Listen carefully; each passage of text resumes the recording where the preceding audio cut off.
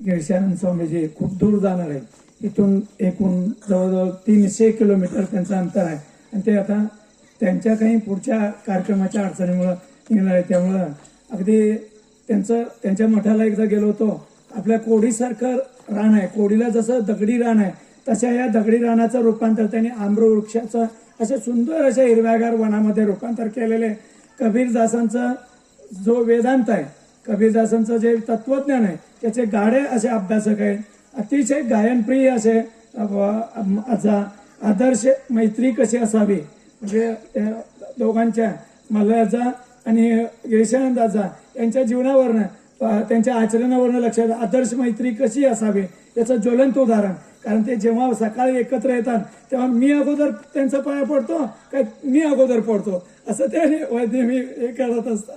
बघितलं तर त्यांच्या जीवनातून खूपच आपल्या जीवनामध्ये बदल करण्यासारखं त्यांनी खूप असं संस्कारमय अतिशय आत्मज्ञान आम्हाला 5 दिवस ज्ञानामृत पाजवलं. त्याबद्दल आमच्या सर्व सद्भक्तांच्या वतीनं मी त्यांचा आभार मानतो, ऋण व्यक्त करतो.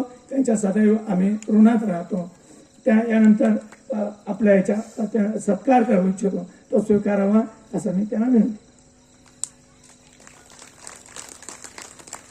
त्यांच्या आम्ही मठाला गेलो होतो तर अतिशय काट्याकुट्याचं रान जेवढं आहे, अतिशय काळ्या दगडाचं असं रान आहे, खूप खडकाळ जमीन.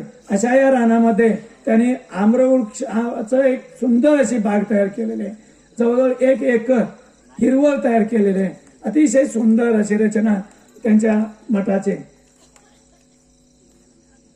अशा गिरीशानंद स्वामीजी यांना पुन्हा पुढील वर्षाचं मी निमंत्रण देतो, 5 दिवसाचं.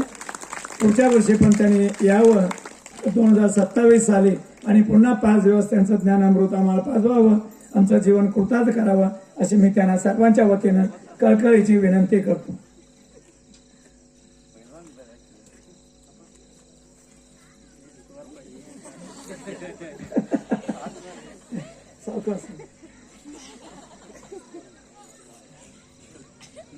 खूप दूर जायचं आहे त्यांना.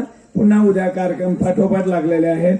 त्यामुळं त्यांचं जीवन म्हणजे खूप महान आहे, असं पवित्र जीवन. धन्यवादाचा